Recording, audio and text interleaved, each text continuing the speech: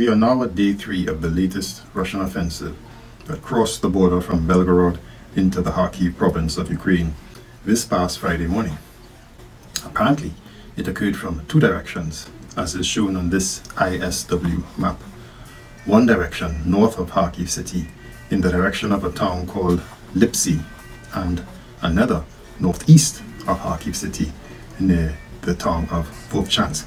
The New York Times described it as a complex attack with aircraft, artillery, infantry troops and armor surging across the border, and the 2 opposing sides, Russia and Ukraine, as of yesterday, were reportedly locked in heavy fighting over a string of villages just a few miles inside the Ukrainian territory. Now, by yesterday, it was reported that Russia had already claimed the capture of 5 border settlements, which of course the Ukrainians denied.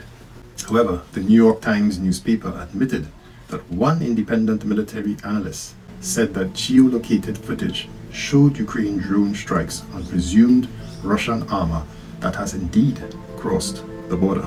Ukrainian officials said they were counterattacking and that the Russians had advanced no more than a mere 3 miles beyond the Belgorod border. My only issue that I take with the New York Times reporting article is their over-reliance on Ukrainian sources. That has been, quite frankly, a common theme of their reporting for this entire Russian invasion of 2022. So today I'm going to take you through some of the other latest reports from across the globe so that we can get the broadest, accurate and most balanced picture on what has and is happening on the ground in the northern front of the Kharkiv offensive. So with that, let's get into it. The Newsweek newspaper, however, described the offensive in more, let's say, pro-Russian hashtag accurate way. They titled their article, published also yesterday, as amounting to significant Russian advances, according to Kharkiv war maps based on the Institute for the Study of War. Relying on these war maps, Newsweek also speaks of Russian offensive across the border at 2 points, but they confirmed the capture of the following 5 villages: Strilecha, Krasne, Pylna and Borosivka. Citing ISW, Newsweek quoted them as saying Russian forces began an offensive operation along the Russian-Ukrainian border in northern Kharkiv Oblast on the morning of May 10th and made, and I quote this, tactically significant gains. Newsweek also reported that Russian military sources also claimed to have seized the following settlements: Zeleny, Urhitsuve and Hatichi, but that it could not yet independently verify these captures. Newsweek, citing the Russian Ministry of Defense, said that Russia claimed that Ukraine had already suffered 300 casualties. Now let's go over to the other side of the globe. According to a Vietnamese newspaper, citing Ukrainian military sources, they say the Russians have split up into small groups of 4 to 5 battalions on the front line, which is now approximately 10 kilometers wide and 3 kilometers deep.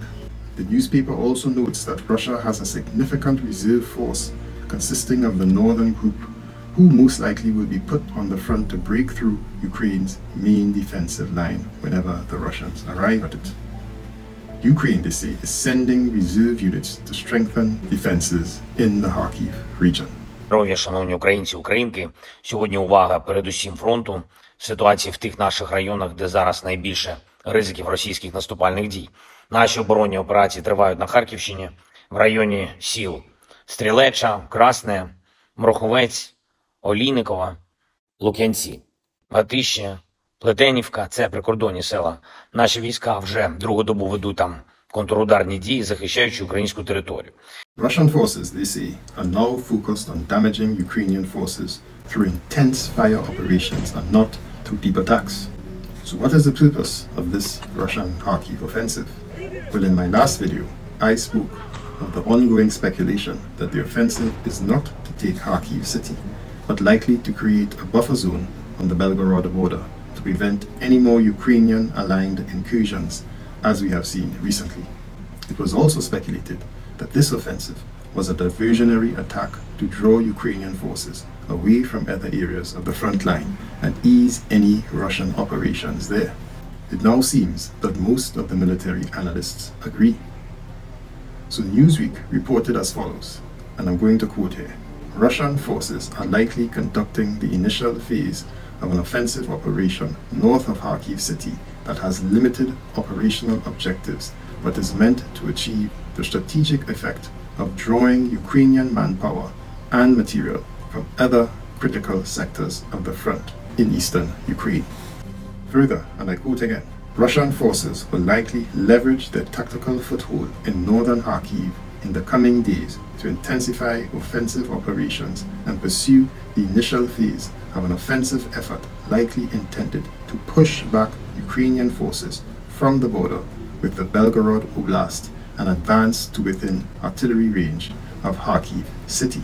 Another foreign media outlet, News ORF, agreed with this assessment and stated that the limited deployment does not suggest that Russian forces carry out an offensive operation on a large scale to enclose, encircle, or conquer Kharkiv City. They, however, mentioned a third possible objective, which they say is to disrupt Ukraine's supply line towards Bryansk. A Spanish newspaper, El Mundo, also confirmed that Russian forces had hung their flag in the 5 aforementioned border towns, but asserted that these villages were small, comprising a handful of houses, and were not at the Ukrainian first line of defense, as no garrisons were maintained there by the Ukrainian armed forces. The first line of defense, they say, is still kilometers inward, and the Russians have not managed to move forward yet. But interestingly, the newspaper gave more insight as to the Russian tactics in the offensive on the ground in Kharkiv region. It said that it becomes clearer to the Ukrainian army that Russia's intention is to make a mere reconnaissance to check where the Ukrainian defensive bastions are located. It goes on further to say that soon, by logic, the real effort should come, if, as they say, the reports are correct, that Russia has been amassing for weeks forces equivalent to 2 army corps in the border regions of Belgorod and Kursk. The Ukrainian objective here seems to be to prevent a Russian advance further south at all costs. They say that if Russia gets within a further 10 to 15 kilometers, Russia would have Kharkiv City within firing range of their artillery, allowing them to pummel it from a distance and demolish entire neighborhoods. New York Times, citing military analysts, say they believe the incursion may be part of a wily Russian strategy, not necessarily to open a new line of attack on Kharkiv City, but to suck away Ukraine's forces from other battlefields where the Ukrainians are described as being worn out and stretched thin. Mick Ryan, a retired Australian general, said, "While the attacks at present appear to be small in scale, the purpose, he said, is to dent Ukrainian morale, both civilian and military." Так, сегодня, уже 11 мая, первый день штурма прошел. Ребята проявили волю и сдались лично в плен, и все живы. Скажите, с вас убили в плену? Нет. Нет. Вам угрожали? Нет. Нет. Плохо с вами обращались? Что вы пожелаете всем тем украинцам, которые воюют против армии Российской Федерации? He added that, and get this, if the Ukrainians decide to hold ground at all costs, they will lose more of their increasingly smaller army. And for those who have been following this war, we have seen that this no-retreat policy that Ukraine has implemented has been the bedrock of their defense strategy so far, and has proven, quite frankly, disastrous for them in cities like Bakhmut and other areas. Mr. Ryan continued on to say that the result could be a severe test and one of the toughest moments for the Ukrainian army in this war so far. So just like I said in my last video, it is deemed unlikely that this new offensive will reach Kharkiv City, as the Ukrainian military has built elaborate defenses around the city, digging miles and miles of trenches and sowing the landscape with razor wire, mines and countless small cement pyramids that block Russian tanks, aka the Dragon's Teeth, according to Ukrainian reports. Ukraine, the article says, must be careful how it responds, given that supplies from the long-delayed US aid package are in, and I quote here, only beginning to trickle in, leaving the Ukrainians more vulnerable than they have been in months. Further, the Russians have slowly and methodically continued to advance near Chasiv Yar, and latest reports suggest they have advanced close enough to a critical highway to nearly cut Ukrainian supply lines. The Russians, they say, have attacked the northern border precisely to distract the Ukrainian forces in the Chasiv Yar area, according to Ukrainian military officials, who insist that this tactic is not working. Apparently, however, and this was not known to me before, the United States approved yet another shipment of weapons to Ukraine, including HIMARS shuttles, tens of thousands of artillery shells, and 300 Bradley armored vehicles, which El Mundo described as vehicles that behaved the best on the battlefield. Hashtag Bradley Square in Zaporizhia.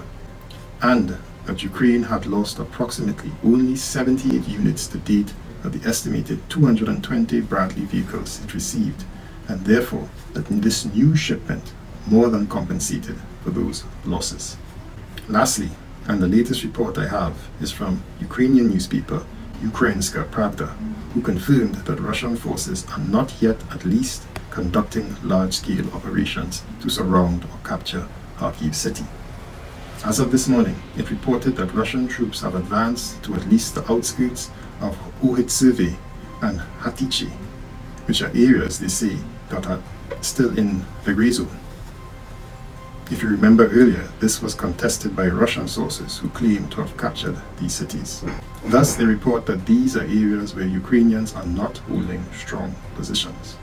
Further, it is expected that Russia is likely to face more intense resistance from the Ukrainian army as they attempt to advance further south of the border and into large towns such as the aforementioned Lyptsi and Vovchansk. However, because of Kharkiv's proximity to the border, it increases the significance of any limited tactical advances by Russia as, and I quote, they do not need to advance much further to start threatening Kharkiv City with regular shelling. So in summary, there are three likely objectives of this Russian offensive as reported by all media, and they are as follows. First, to create a buffer zone on the Belgorod border to prevent any future Ukrainian incursions.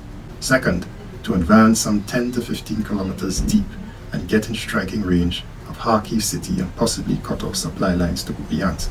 And third, perhaps most importantly, cause Ukraine to divert forces from other areas on the front. And there now appears to be some, although limited, evidence that this third objective is currently in motion.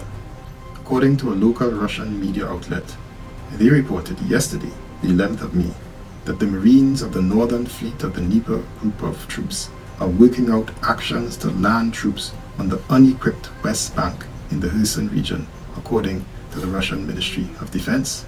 It reported that the units of a separate guards unit of the Marine Corps of the Northern Fleet daily work out actions when crossing the water barrier and landing on the unequipped coast from airborne boats in the Kherson region. Emphasis, they say, is placed on the interaction of the crew. Each fighter should vigilantly assess the situation and be focused, as all actions will take place in the pitch of darkness. Now immediately, I say, my suspicions have arisen with this article, because based on the history of this war, the Russians, and certainly the Russian Ministry of Defense, never ever reveal their plans in advance. In my experience for this entire war, we have had to guess the Russian strategy, and it is only in retrospect that we are able to discern what their motive was. So I have to ask, why would the Russian Ministry of Defense publish this information in advance now? Is it perhaps because they want Ukraine to divert troops to the Kherson border and further their diversionary operation in the north across the entire front? Because the way I see it, Russia's primary and perhaps only goal right now is to capture Donetsk Oblast. Everything else is secondary or diversionary. But of course, do tell me what you think. Is Russia really planning an amphibious landing across the Dnieper River to the west bank of the Kherson region? And if so, to what end would that be? So anyway, that's all I have for today, folks. If you like this coverage and want me to continue to put out updates on this ever-growing Kharkiv offensive, which does take a lot of time to collate all of the recent reports, all I ask is that you compensate me by smashing the like button, and most of all, let me know in the comments if you want continued updates. But before you go, just remember, the major summer offensive that everyone expects from the Russian army has not yet begun. And more importantly, Russia is estimated to have somewhere between 600 to 700,000 troops in and around the Special Military Operation region in the south and east of Ukraine. Will this large force be used for a major summer offensive across the entire front, or will Putin hold back these forces just in case NATO intervenes? Also, let me know your thoughts on that theory in the comments. Because so far, Russia has concentrated a lot down here, and suddenly they're opening up a new front right up there in the north. Yeah, absolutely right. The Russians apparently advanced about a kilometre until the Ukrainians managed to get some reinforcements into the area to stop it. The real question, I guess, from an analysis perspective is why there? And I think there's probably two key reasons. One of which, the Belgorod, we've talked a lot about Belgorod. It's only about 20 kilometres inside Russia, and it's a key logistics hub for a lot of their military activity. And the Ukrainians regularly fire artillery shells across it because artillery has just got enough range to get to Belgorod. So President Putin has always said he wants to create a buffer zone, and almost certainly just by pushing Ukraine back, he creates some of that. The other region is, although Russia's unlikely to be able to take Kharkiv, by attacking on a second front, it forces Ukraine, with its limited resources, to have to spread bet a little bit across the two, and that undoubtedly just makes life a little bit more difficult for Ukraine. I'm trying to sound positive, but the harsh reality is Russia has momentum, it has initiative, they're really important in warfare, and it's almost certainly going to be a very difficult few weeks for the Ukrainians.